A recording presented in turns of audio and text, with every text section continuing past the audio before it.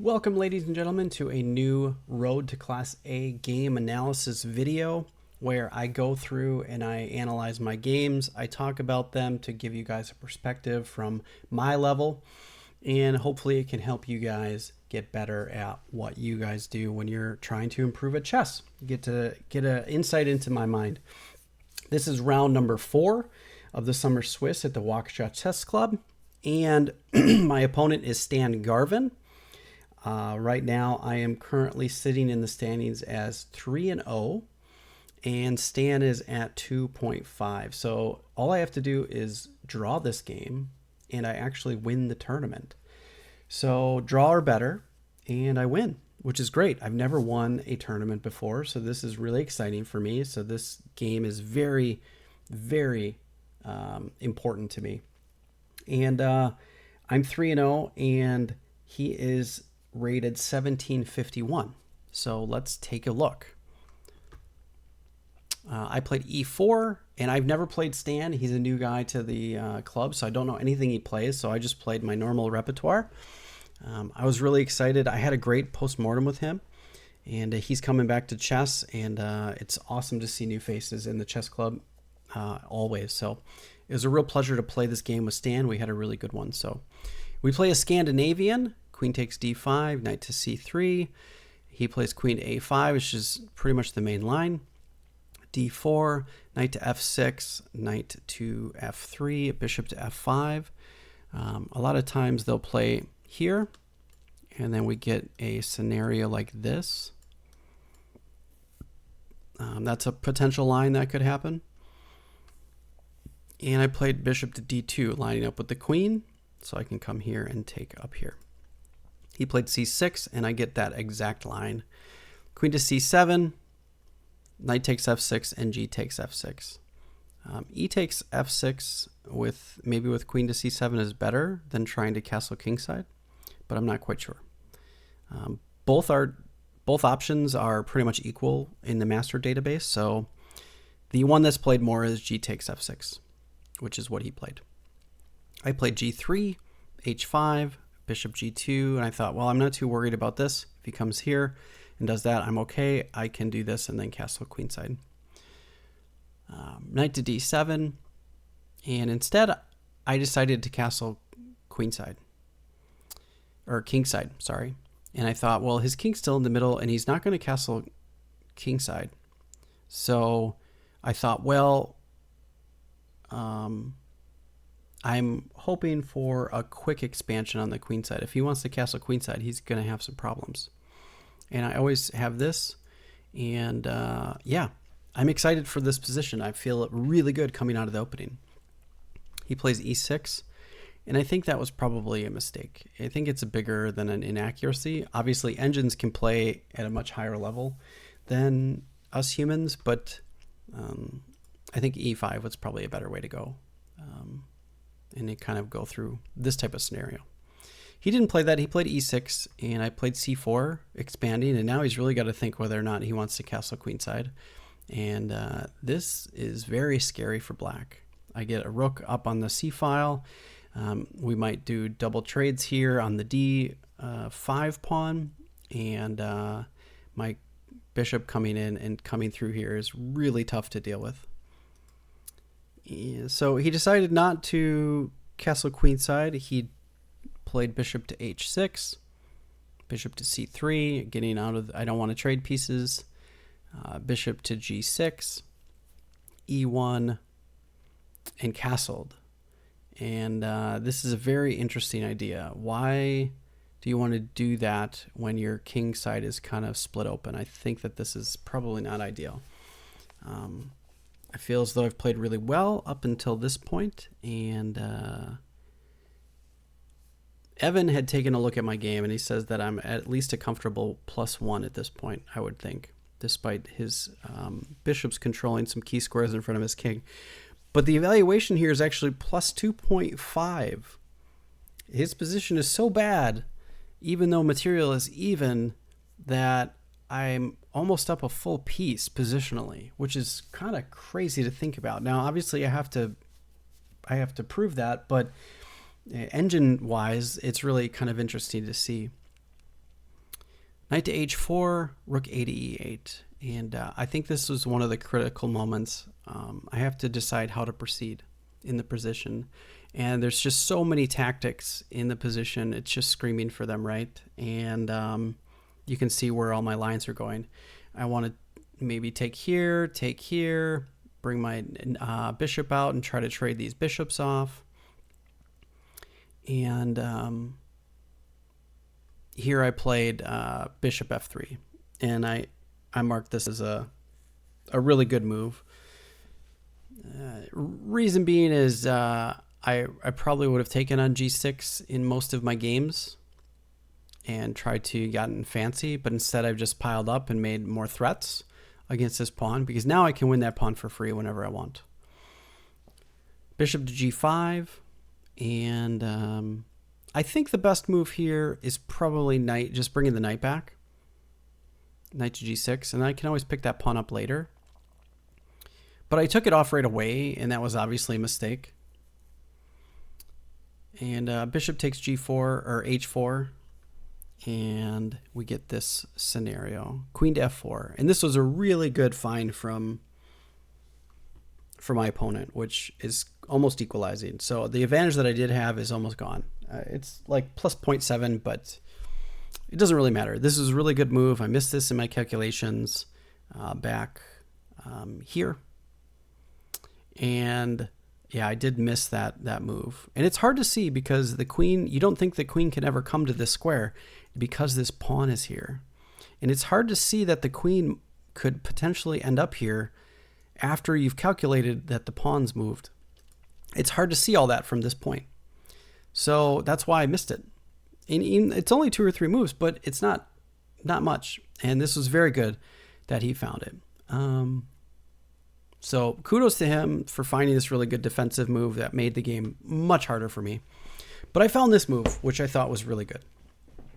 I said, okay, well, if you're going to trade, we're going to trade.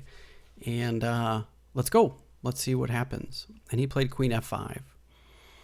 And there's a bunch of different...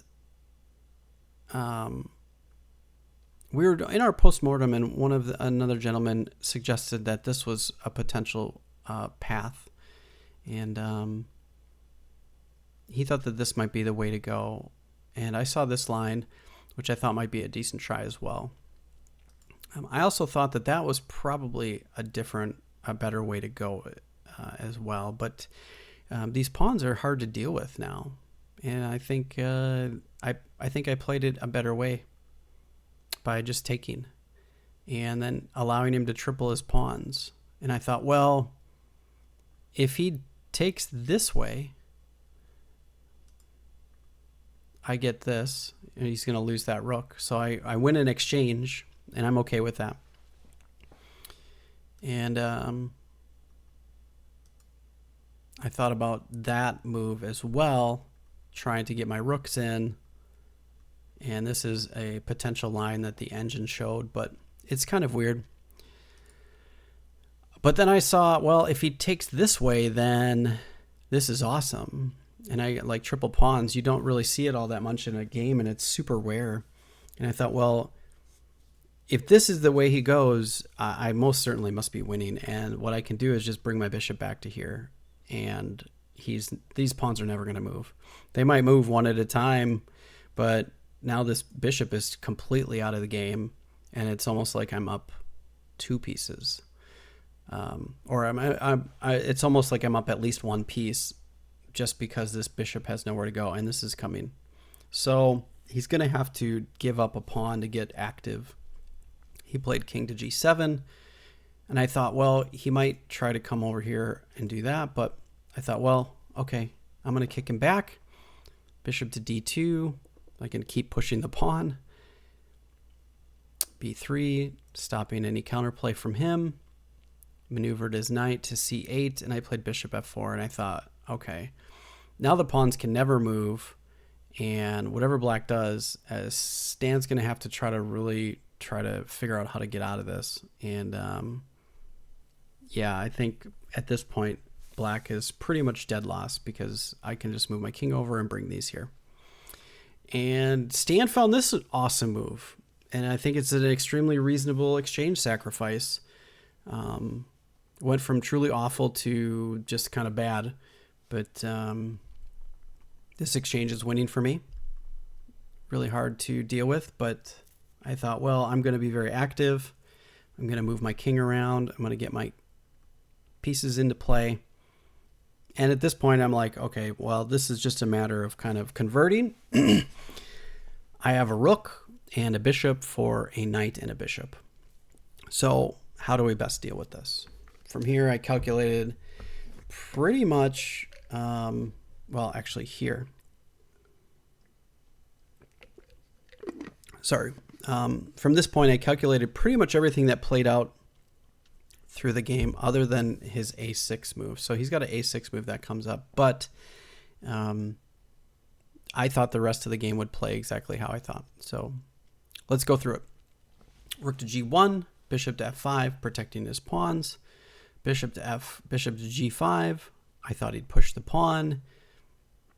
Bishop to h4, and I calculated this because I wanted to get my bishop over here on a better diagonal. a6. I thought he might do some other move here, but I get the idea. And rook takes g4. Bishop takes g4, and king takes g4. He played knight to g8, king to f4, f5, king to g5, knight to f6, and bishop to g3. And now I can just move my pawns all the way down. And eventually this is coming here, and there's no way for Stan to kind of stop this from happening. Even in the event that he gets this pawn, somehow I've got another one that's coming, and none of his other pawns are moving. So yeah, I'm going to pick this one up and this one up. So it's pretty much over. And at this point, Stan resigned, and he was way down on time. I think at the end of the game, yeah, he had 2 minutes. He had 2 minutes on the clock at this point, and I had 48. So he was really, really strapped for time. And with that, this puts me at 4-0 for the tournament. I won the tournament with a perfect score of 4 wins and no losses. I also had such a huge jump that this popped me all the way up to 1859. And I would like to show you that now. So let's go ahead and do full screen, and let's open up the top 200 chess players in Wisconsin. Right now, I think I'm here. Now let's take a look at my rating graph so you guys can see. So I went from 1736 up to 1849. So I jumped all the way up past the beginning of Class A, well into Class A, which is really awesome. So if I go back and we take a look at my graph, you guys can see my rating graph here. And it goes from 1344 at my lowest when I came back. This is where I started. And then now I've had this nice steep incline. Now I did, you guys got a little bit of a spoiler. I don't do super well in the next tournament, so I lost some points, but we'll go over those games coming up. So we've completed the Road to Class A series. So I want to thank all of you for following me in this journey. I believe it took me 31 games to get from Class B to Class A. So that's crazy amount of improvement. And I've posted some other videos talking about how I did it, gaining 500 points in the last 2 years. And I'll link it here in this video. It's how to gain 500 ELO or 500 rating points. It's all over. It's been being passed around. It's got tons of views right now. It's doing really well. And if any of you want some special coaching or information on how to do what I've done, I'm certainly happy. Reach out to me on Twitter or here on YouTube and leave some comments. Join my Discord, and I'm happy to talk to each and every one of you on how to do it yourself, because it's not hard. You just have to put in the work. And so after this concludes our Road to Class A series. We made it. And now the real grind is going to begin, because Road to Expert, Road to 2000 is now going to be hard. And I feel like it might have felt or seemed like it was easy from when I started till now, but it most certainly wasn't. And I know it's only going to get harder as we kind of level up and the air gets thinner. So thanks for watching, everybody. I appreciate all of your support, and I hope to catch you in the next series. Thanks, and have a great day.